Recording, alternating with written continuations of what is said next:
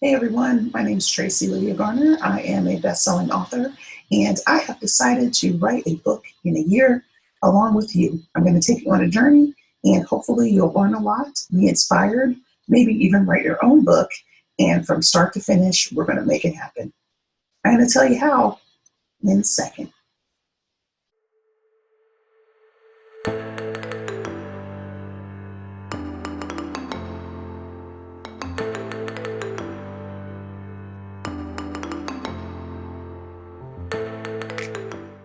One of the first things that I do when I think about writing a book is I really think about the content and what it's going to be.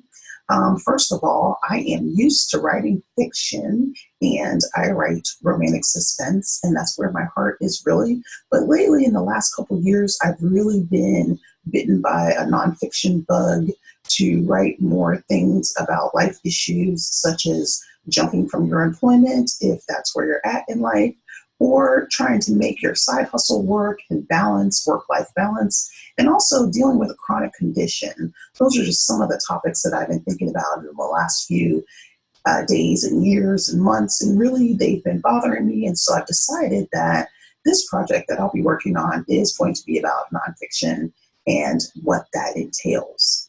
The path I've decided to go is to write a book about leaving the corporate world, leaving your full-time 9 to 5, and all the steps that you should take to kind of make that happen. I think that it is fine if you're in a situation like that to take a leap of faith, to step out off the cliff with no parachute and no actual plan. But for some of us, especially those with chronic conditions, that is just not going to work. And hopefully, even if you don't have a chronic condition, you like to plan and you like to do different things to kind of get your ducks in a row and make a course of action for yourself, this would also be a great book for you. So that's kind of where I am at.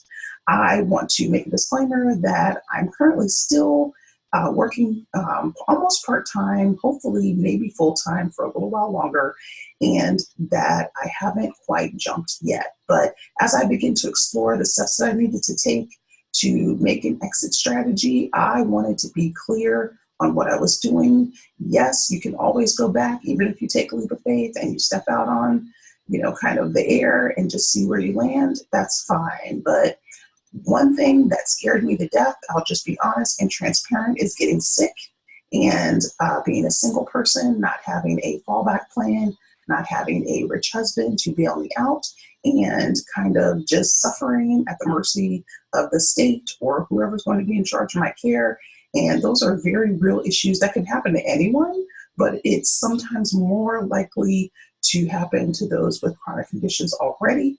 And I just could not do that for myself. So that's kind of where I am, where I'm at, what I was feeling, what I was thinking about as I thought about all the chapters that are going to be in this book. Nothing has been written. So this is a very real, very live account of what I'm going to go through, the ups and downs. I'll be checking in a couple times each month with some short tips and short videos, and then longer YouTube videos to grow my channel. So please subscribe and please tell others about it, and let's write a book together. Whatever you're working on, leave it in the comments or tell me about it. And hopefully as you find information here and resources here about what I'm doing, it will inspire you and help you keep going. So let's get started.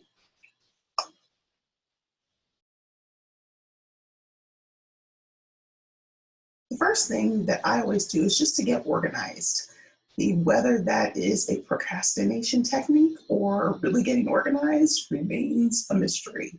But it's for other people to judge and for us that are doing it not to care what they think or say. So for you, procrastination may be just, researching. There are still some people that I have a list of, maybe 3 to 5 people that I still want to talk to about various things. And there are some things that I need to research, and I have not done that research yet. And I'll be talking about that more as we go along.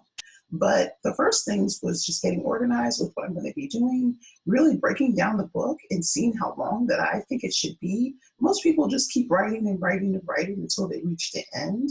But I know for this fiction book, I have about 5 to 7, maybe even 10 areas that I wanted to tackle.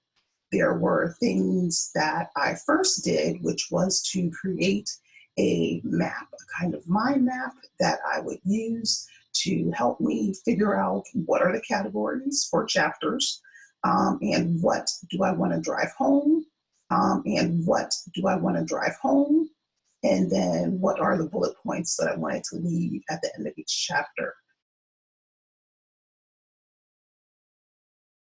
So, how I would set my nonfiction book up, and it's a helpful book, a resource book, and almost a reference book, is that I wanted to, do some commentary, kind of, this is the situation, this is what I was feeling, this is what I've been through, and my observances, and then talk about solutions to those problems that arise, and then to offer solutions and resources, but also some main bullet points that people can take away. So even if people don't always read some nonfiction books, especially some fiction writers always complain about how hard it is to read more instructional writing books, and it is true. It is very hard, but that doesn't mean we don't take information from it, and that doesn't mean we don't skim it.